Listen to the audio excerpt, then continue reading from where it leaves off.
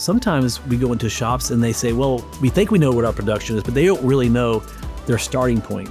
So if you don't have a starting point, then how are you able to tell how many man hours you have, in manual labor? Our machines are built in with a database or a data acquisition system that you can have real-time info. You can be watching different shifts of welders, the nighttime shifts or the daytime shift on our machines.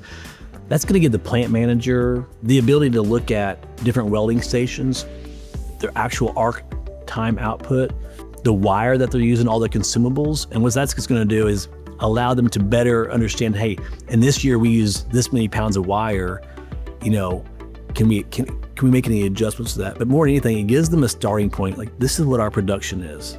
How do we increase that? Right? How do we get 10 more percent? How do we get 15 more percent out of our team? And then they can, use best methods to achieve that goal. So data acquisition is a huge priority, I think, in today's fabrication shops.